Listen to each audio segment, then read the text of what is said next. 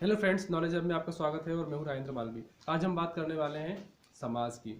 हिंदी में हम देखेंगे समाज समाज क्या होता है। ठीक है, तो आइए समझते हैं समाज की पहले परिभाषा। समाज का अर्थ होता है, शाब्दिक अर्थ क्या है कि छोटा रूप, शब्दों को छोटे रूप में लिखना। दो या दो से अधिक शब्दों को मिलाकर जो नया शब्द बनता है वो क्या कहलाता है? आपका समाज कहलाता है। जैसे उदाहरण के लिए रसोई का घर, तो रसोई का घर एक बड़ा शब्द है, छोटे में हम बोलेंगे रसोई घर। राजा का पुत्र, छोटे में हम इसको बोल सकते हैं राजपुत्र। ठीक है, तो इस प्रकार से हम क्या करते हैं, दो या दो से अधिक शब्दों को मिलाकर एक छोटा शब्द बनाते हैं। ठीक है, इसी को हम बोलते हैं क्या? समाज।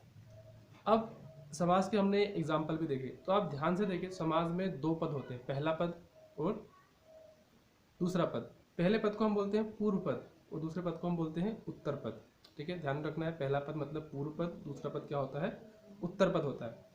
अब यदि हम समाज के इन पूर्व पद और उत्तर पद दोनों को मिला दें तो इन दोनों के मिलाने से एक नया शब्द बनता है, इसी को हम बोलते हैं समस्त पद। क्या बोलते हैं? समस्त पद। और यही समस्त पद क्या कहलाता है? छोटा शब्द कहलाता है। इस छोटे शब्द को ही हम क्या बोलते हैं? समाज बोलते हैं। तो यही होता है आपका समाज। यदि हम समाज के भेद की बात करें तो समाज के भेद होते हैं, जैसे अव्ययी भाव समास, तत्पुरुष समास, कर्मधारय समास, द्विगु समास, द्वंद्व समास, बहुब्रीहि समास। ये क्या होते हैं? समाज के प्रकार होते हैं। अब हम देखते हैं इन प्रकारों में, तो आज की क्लास में हम फोकस करेंगे अव्ययी भाव समास पर। तो आइए समझते हैं अव्ययी भाव समास। यदि हम अव्ययी भाव समास की बात करें तो इसमें प्रथम पद क्या होता है? अव्यय होता है। क्या होता है? अव्यय। और उसका अर्थ क्या होता है? प्रधान। मतलब ये पहला पद अव्यय होता है और वही प्रधान होता है, इसी को हम बोलते हैं अव्ययी भाव समास। अब यहाँ पर आपको समझ लेना चाहिए कि अव्यय होते क्या है, किसे बोलते हैं अव्यय। अव्यय किसी भी भाषा के ऐसे शब्द होते हैं जिन पर लिंग, कारक, काल, वचन, पुरुष, है ना, इनका कोई भी प्रभाव नहीं पड़ता है। मतलब यदि हम उस शब्द को बोले तो आप पहचान नहीं पाएंगे कि कौन सा काल, किस काल का है, ये स्त्रीलिंग है या पुरलिंग है ना, ये कौन सा वचन का है, एक वचन है, बहुवचन है, या फिर कौन सा इसमें कारक है, इसमें कोई भी नियम लागू नहीं होते, उसी को हम बोलते हैं अव्यय।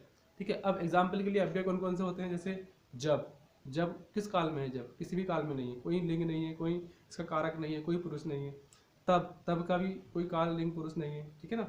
अभी, उधर, कहाँ, इधर, कब, क्यों, आह, वाह, है ना, ठीक, अरे, और, तथा, एवं, किंतु, परंतु, ये सब क्या है? आपके अव्यय हैं। इस प्रकार समझ सकते हैं कि अव्यय पर किसी भी लिंग, कारक, काल का कोई प्रभाव नहीं पड़ता है। तो यदि समाज में पहला पद क्या हो? अव्यय हो, इसी प्रकार का कोई पद हो तो उसे हम बोलेंगे अव्ययी भाव समास।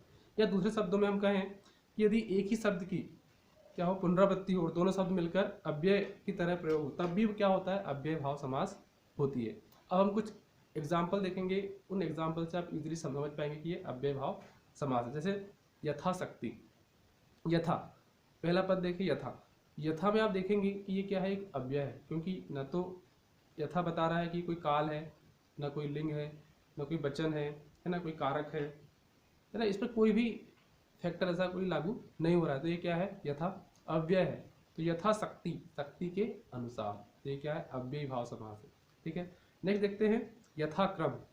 यथा अगेन क्या है? यथा, यथा मतलब होता है फिर से अनुसार, यथा क्रम, क्रम के अनुसार। यथा भी क्या है? अव्यय है, क्योंकि ये भी कोई काल कारक लिंग नहीं है, तो ये क्या हो गया? अव्ययी भाव समास हो गया। यथा नियम, नियम के अनुसार। प्रतिदिन, प्रति आप देखेंगे तो प्रति भी क्या है? कोई कारक, काल, लिंग, है ना, ये सब नहीं है, तो ये भी आपका क्या होगा? अव्ययी भाव समास होगा। आजन्म, जन्म से लेकर, तो इसमें आ है वो क्या है? अव्यय है ना। फिर रातों रात, अब यह दोनों को मिलाकर ये अव्यय की तरह काम कर रहा है, तो ये क्या हो गया? आपका अव्ययी भाव समास हो गया। तो इस प्रकार से हम समाज में अव्ययी भाव समास को समझते हैं। तो आज की क्लास में हमने समाज की परिभाषा देखी, समाज के भेद देखे और मुख्य रूप से हमने अव्ययी भाव समास को देखा। नेक्स्ट क्लास में हम जो अन्य समाज के भेद हैं उनको हम क्लियर करेंगे।